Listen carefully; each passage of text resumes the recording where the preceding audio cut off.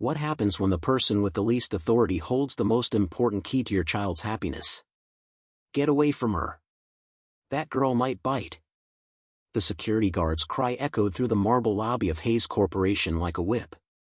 Sam Carter froze in the middle of the hallway, still holding the mop as he watched the chaotic scene unfold before him.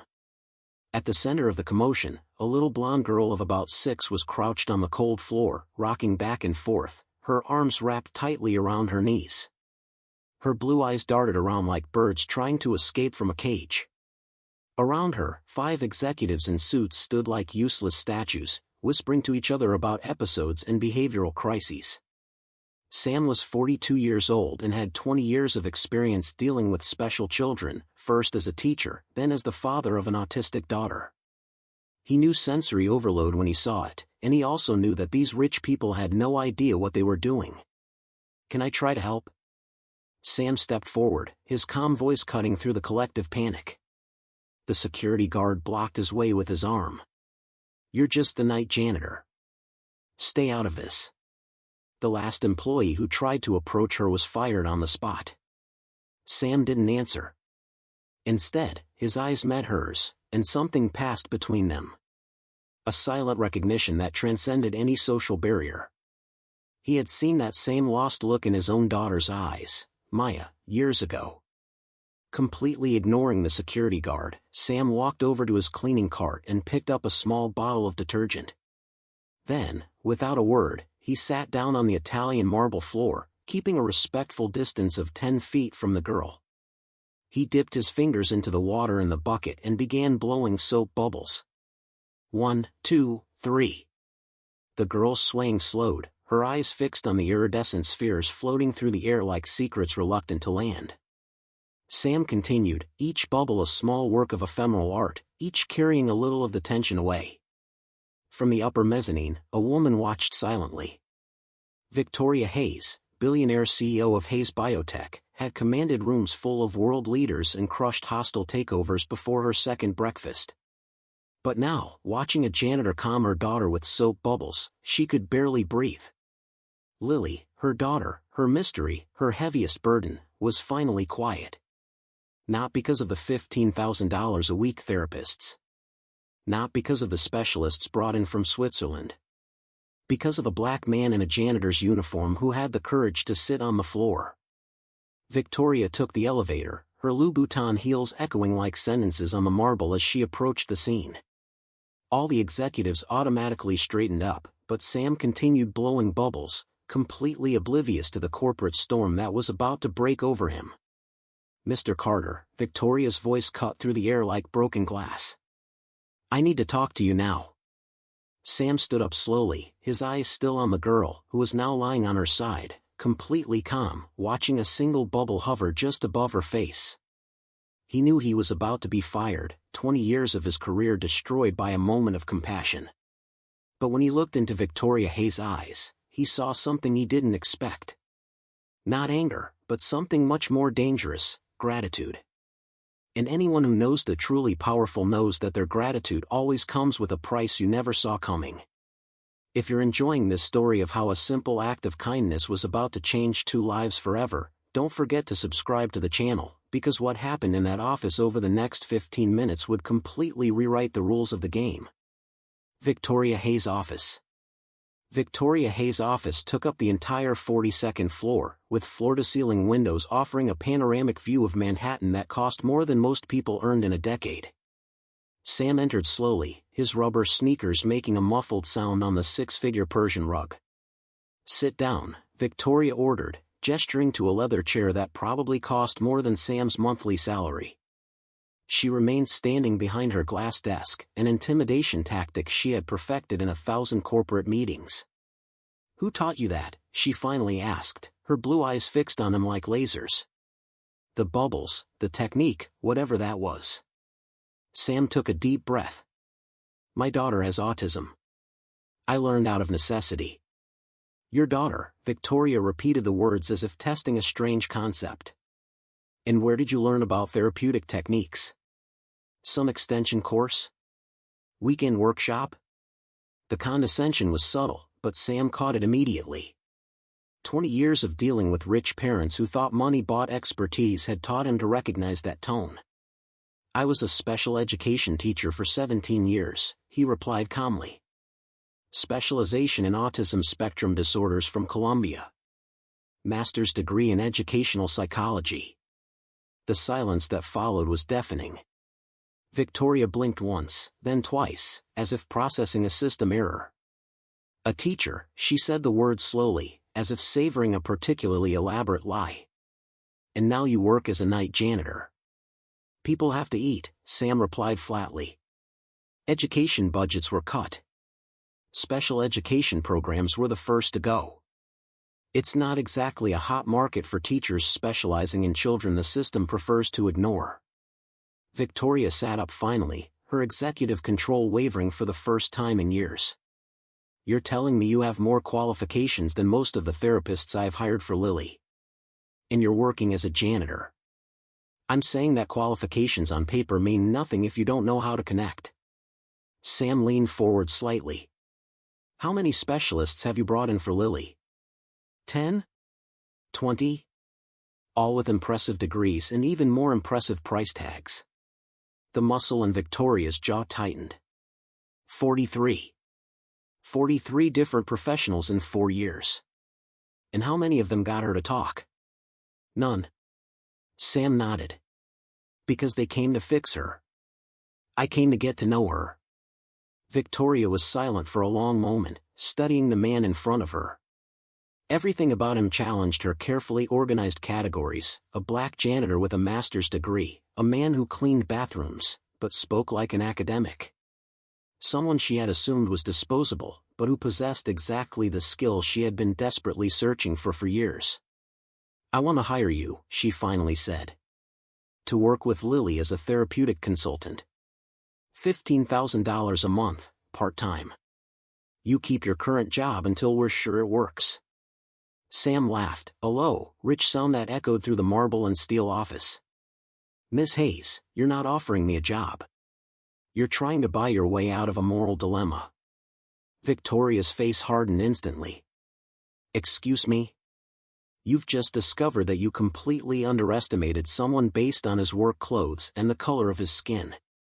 Now you're trying to turn me into another employee to make yourself feel better about your own prejudice." "I'm not prejudiced," Victoria snapped, her voice cutting like glass. "Then why did you assume I was just an uneducated janitor? Why didn't you ask about my background before judging me unfit to be around your daughter?" Victoria opened her mouth to respond, then closed it. For the first time in decades, someone had broken through her corporate armor and exposed something she didn't want to see. Sam rose slowly. "Lily doesn't need another expensive employee, Ms. Hayes. She needs someone who sees her for who she is, not the project you want her to become." "Then what do you suggest?" Victoria's voice was lower now, less command and more genuine question. "Let me spend time with her. No cameras, no stopwatches, no progress reports. Just time. And in return?" Sam smiled. Not the professional smile he reserved for hostile bosses, but something genuine and slightly dangerous. "In return, maybe your daughter will learn that the world isn't just a cold place full of people trying to change her." He walked toward the door, then paused. "Oh, and Mrs. Hayes, next time someone stops to help your daughter, maybe consider asking about their qualifications before assuming they don't exist." The door closed with a soft click, leaving Victoria alone with a realization that bothered her more than any defeat in court or loss on the stock market. She had found exactly what she was looking for in the last place she would have thought to look, and she had almost lost it because of her own prejudices. But what she didn't know was that Sam Carter had spent 4 years watching the rich and powerful through their most vulnerable moments, cleaning their offices, listening to their private conversations, witnessing their weaknesses when they thought no one was paying attention. And now, for the first time, one of them had given him exactly the opening he'd been waiting for to show that intelligence and compassion didn't come with price tags or dress codes. 3 days passed before Victoria Hayes broke the silence. The call came during Sam's night shift, her voice sounding different, less corporate command, more human hesitation. "Lily hasn't eaten since our conversation," she said without preamble. She hasn't drawn. She hasn't spoken. She's regressing. Sam paused in his cleaning of the executive bathroom. And what do you want from me? Accept my offer, please. I haven't changed my mind about the terms, Sam replied calmly. No supervision, no stopwatches, no reports. Agreed.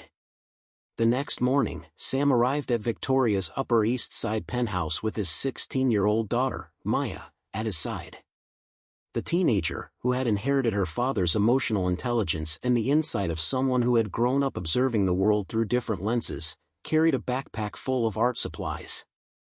I thought Lily might benefit from interacting with someone closer to her age, Sam explained when Victoria opened the door, clearly surprised. She's 16, Victoria noted, as if that were a problem. And Lily is 8. Sometimes the age gap creates a safe space that peers can't offer. Maya smiled politely. Hello, Mrs. Hayes. My father told me about Lily. I brought some materials that might interest her. Victoria studied the young woman, her quiet confidence, the way she spoke without intimidation, the natural way she entered the apartment as if she belonged there. It was disconcerting to see such poise in someone so young, especially someone from a background so different from hers. Lily was in the same position as always, huddled in the corner of her room. But when she saw Maya, something changed in her eyes. The teenager sat down on the floor naturally, taking a set of watercolors and textured paper out of her backpack. Hi, Lily. I'm Maya. You don't have to talk to me if you don't want to, but I thought we could paint together. What happened over the next 2 hours left Victoria completely disarmed. Not only did Lily approach Maya, she began mixing colors, creating shades she had never tried before. And when Maya began telling stories about the colors, how blue was the sky wanting to hug the earth, how yellow was the sun laughing, Lily whispered her first word in days, orange. That's right, Maya smiled. Orange is when red and yellow decide to dance together. Sam watched from the doorway, making mental notes not only about Lily but about Victoria's reactions. The woman was discreetly filming with her cell phone, a corporate habit of documenting everything, but also something deeper. For the first time, she was seeing her daughter not as a problem to be solved, but as a person being understood. But the peace didn't last long. Mrs. Hayes, the voice came from the intercom. Dr. Wallace is here for his scheduled session with Lily. Victoria's face hardened. I completely forgot. Dr. Wallace was exactly the kind of expert Victoria used to hire. Harvard degree, expensive suits, obscene fees, and an arrogance that filled any room before he even entered it. At 52, he had built a lucrative career treating the children of the elite, charging $15,000 a session to apply techniques he could have learned from any basic manual. Victoria, dear, he entered the apartment as if he owned the place, barely noticing Sam and Maya. Let's see how our little Lily is progressing today. He stopped when he saw the scene on the floor, Lily painting calmly alongside Maya, Sam sitting nearby, taking notes in a worn notebook.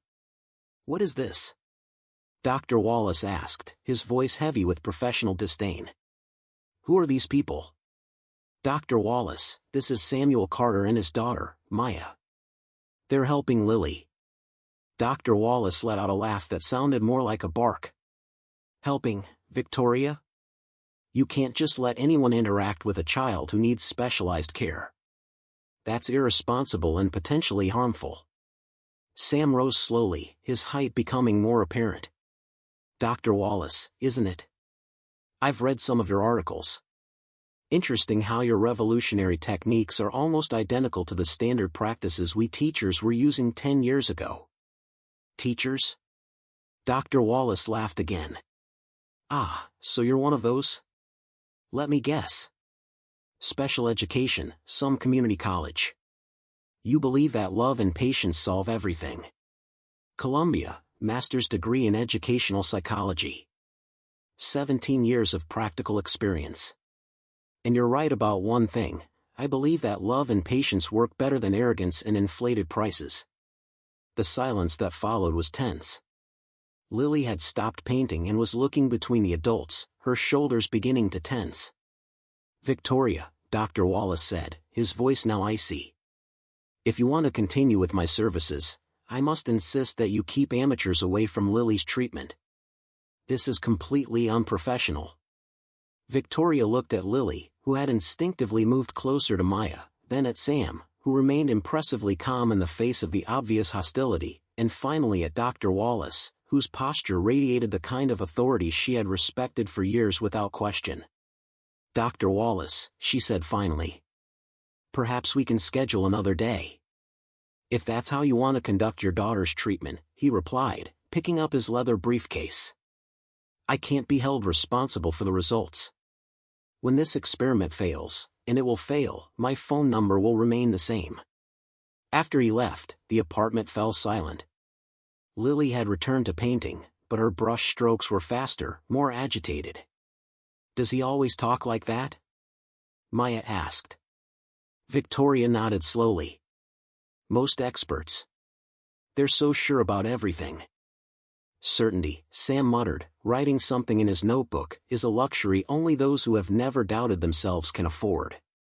That night, after Sam and Maya had left, Victoria lay awake reviewing everything she had witnessed. For the first time in years, Lily had spent 3 hours without a single crisis. She had tried new colors. She had connected with another person. And the man who had made this possible had been instantly discredited by an expert who charged more for one session than Sam earned in 2 months. What she didn't know was that Sam had spent those 3 hours not only observing Lily but her as well. Every reaction, every hesitation, every moment of doubt had been carefully noted in his notebook. Because Sam Carter had learned something important during his years cleaning executive offices, the most powerful people in the world are rarely confronted with their own contradictions. And when they finally are, the revelation can be devastating. As he walked through the dark streets toward the subway, Sam opened his phone and sent a message to a contact he hadn't used in months. I need a favor tomorrow night. It's about that project we discussed. The reply came within seconds. I thought you gave up on that idea. I gave up a lot of things when my wife died, but some battles are worth fighting, especially when you finally find the right battlefield. The emergency meeting of the Hayes Biotech Medical Board took place on a gray Thursday, called by Dr. Wallace after he discovered that Sam had been formally hired as Lily's therapeutic consultant. The conference room smelled of expensive coffee and bruised egos. This is absurd. Dr. Wallace slammed his papers down on the glass table. A company of Hayes' stature cannot allow unqualified charlatans to compromise serious medical treatment. Dr. Evelyn Reed, a child neuropsychiatrist, nodded vigorously. I couldn't agree more. Soap bubble therapy? That's dangerous pseudoscience. Victoria sat at the head of the table, her laptop open, but her attention was divided between the discussion and the photos she was receiving from Lily, the girl painting, smiling, interacting with Maya in ways she hadn't done in years. Ms. Hayes, Dr. Wallace leaned forward. I need to be blunt. If you continue with this experiment, I can no longer associate my name with Lily's care. My professional reputation is at stake. Your reputation, Victoria repeated slowly. Based on what results exactly, Dr. Wallace? The silence that followed was uncomfortable. In 2 years of treatment, Lily had shown no significant progress under Dr. Wallace's care. Then the door opened, and Sam entered, wearing not his janitor's uniform but a simple suit and carrying a leather briefcase. Behind him was an elegant, gray-haired woman whom no one recognized immediately. Mrs. Hayes, thank you for allowing me to participate in this discussion, Sam said calmly, completely ignoring the hostile looks around the table. You weren't invited, Dr. Reed hissed. Actually, the woman behind Sam smiled. I asked for him to be here. Dr. Sarachin, editor-in-chief of the Journal of Child Psychology. I'm here to discuss some troubling irregularities that have come to our attention. Dr. Wallace's face paled visibly. Sam opened his briefcase and removed a series of documents. During my 4 years working in this building at night, I have had involuntary access to many conversations and documents. Initially, I ignored it, but when I noticed the pattern, I began to document it. He slid photographs across the table. Dr. Wallace, these are copies of your reports on Lily from the last 18 months. All identical, just with different dates. Copy and paste isn't exactly what I would call personalized care. That's invasion of privacy. Dr. Wallace stammered. It's documentation of medical fraud, Dr. Chen corrected coldly. Charging $15,000 a session using prefabricated reports is a federal crime. Sam continued, his voice remaining calm as chaos erupted around the table. Dr. Reed, here are transcripts of your phone conversations discussing how to extend treatment for wealthy children to maximize profits. Inadvertently recorded by the office cleaning system, but perfectly audible. Dr. Reed stood up abruptly, knocking over his chair. I'm going to sue you all. With what money? Sam smiled for the first time. Because the federal investigation into your overbilling scheme began this morning, based on evidence I've collected over 4 years. Victoria watched, fascinated, as the men who had treated her maternal despair as a business opportunity began to crumble before her eyes. You know what else I found out? Sam opened another file. Lily wasn't the only child receiving purposely prolonged, ineffective treatments. I found documents from 17 different families, all billed for therapies these professionals knew were inadequate. Dr. Wallace tried one last card. You're just a janitor with a hero complex.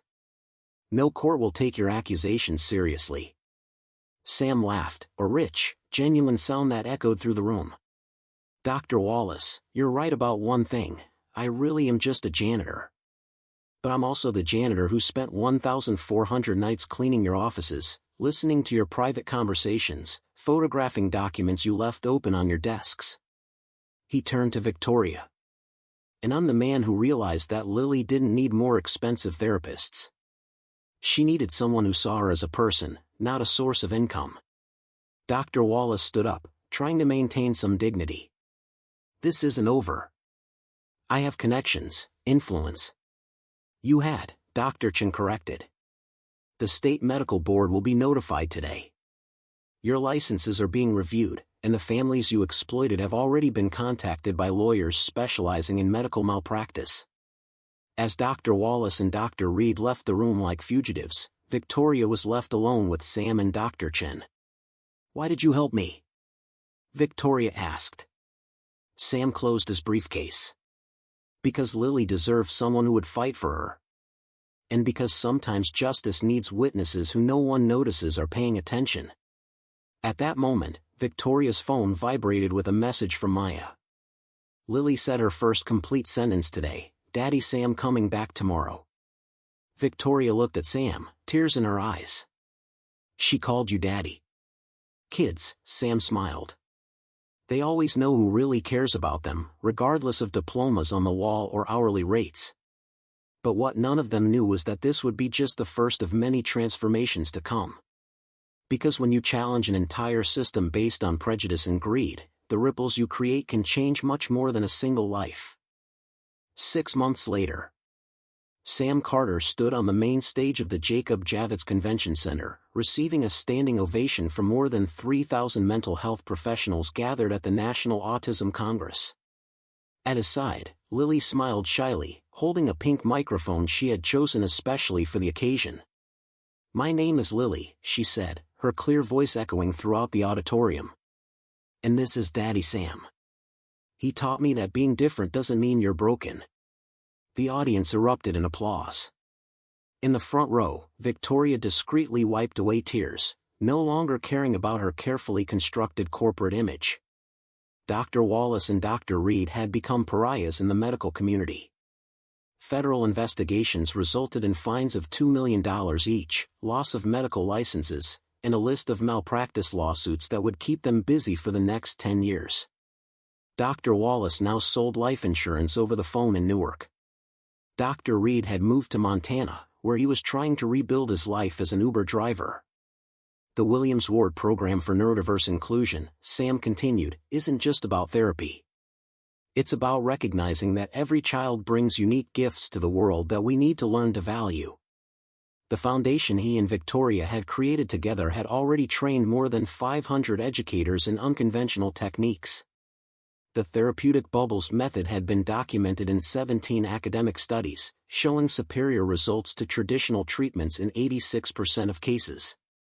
Maya, now 17, had become a nationally recognized advocate for the rights of neurodiverse children.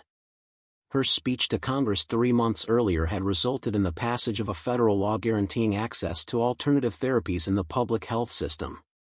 "You know what moves me the most?"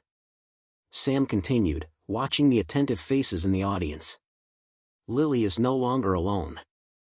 We have 237 children in the program, each discovering his or her own language of colors, sounds, and movements.